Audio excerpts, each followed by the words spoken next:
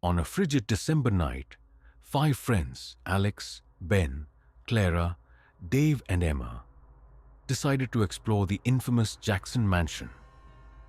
The mansion, located on the outskirts of their village, was rumored to be haunted. Stories of vengeful spirits and eerie occurrences had circulated for years, but the friends dismissed them as mere folklore. Bundled up in their warmest clothes, they trekked through the snow-covered forest.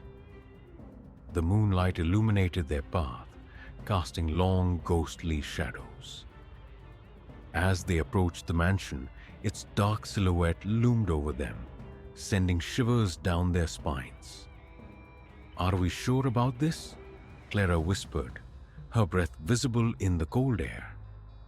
"Come on, it's just an old house," Ben replied, trying to sound confident. "Besides, we've got each other." The group pushed open the creaky wooden door and stepped inside. The mansion's interior was in a state of decay.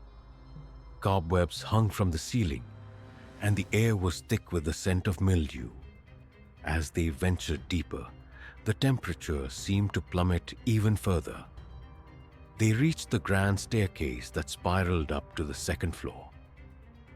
"Let's check upstairs," Alex suggested, her voice trembling slightly.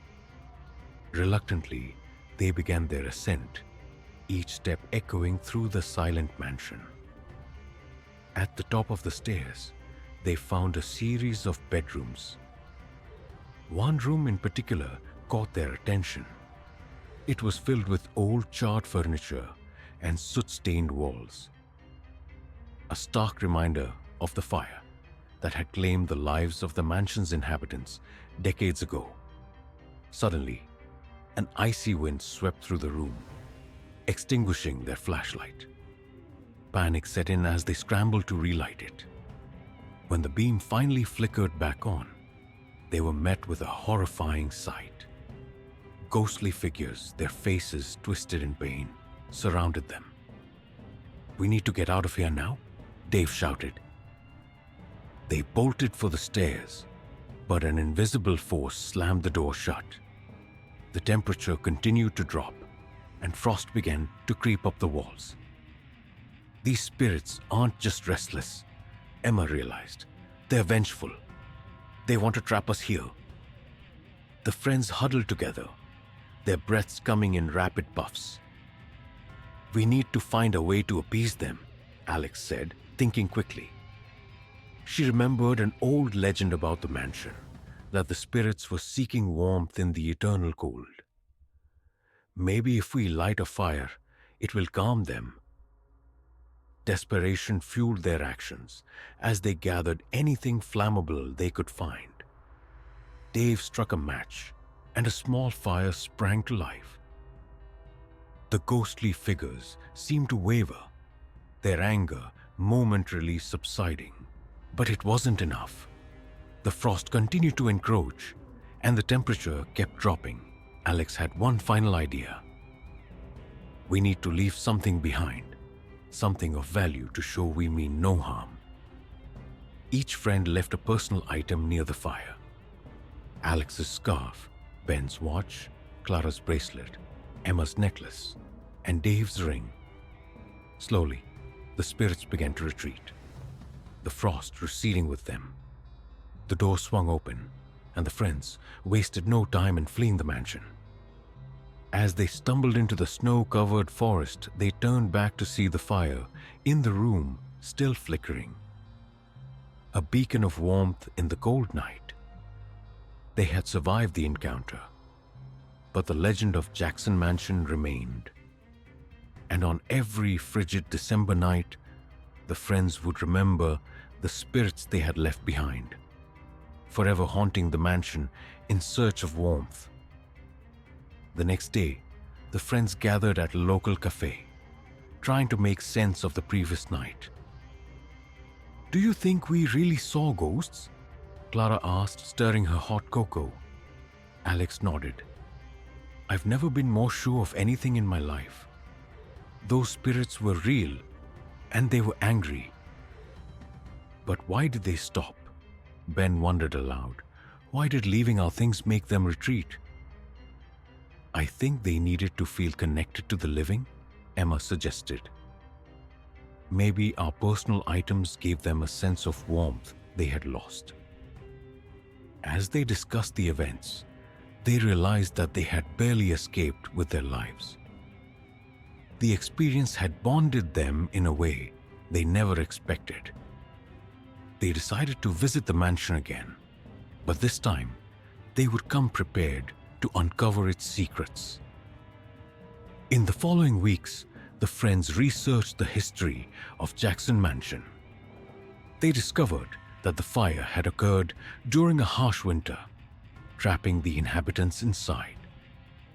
The spirits were those of the family who had perished, and their anger stemmed from their tragic fate.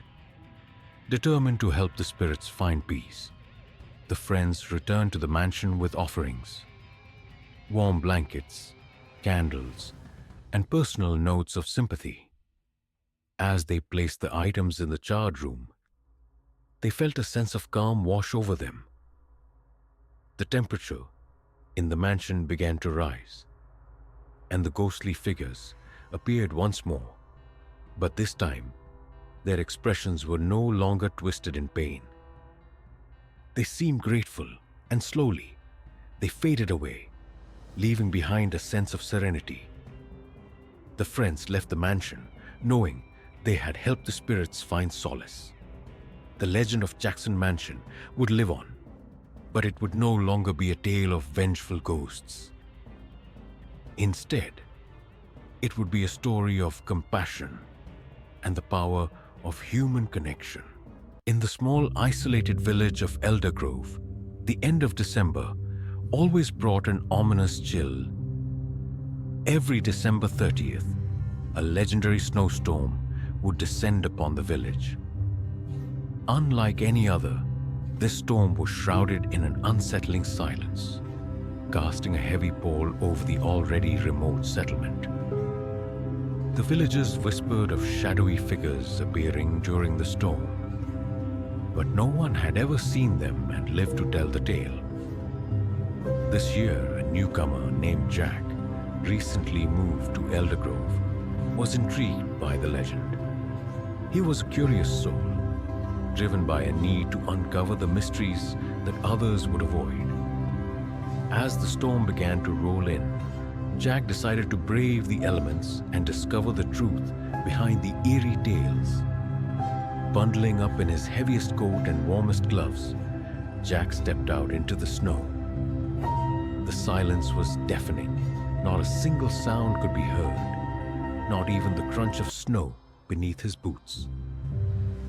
The village seemed abandoned, as every resident had locked themselves indoors, avoiding the storm's malevolent embrace. Jack's journey led him to the village square, where an ancient oak tree stood tall, its gnarled branches reaching out like skeletal fingers. As he approached, he noticed faint shadows moving in the periphery of his vision. He spun around, trying to catch a glimpse, but saw nothing. The temperature seemed to plummet further, and an eerie whisper began to float on the wind. "Who dares disturb our rest?" The voice was cold and hollow, sending shivers down Jack's spine.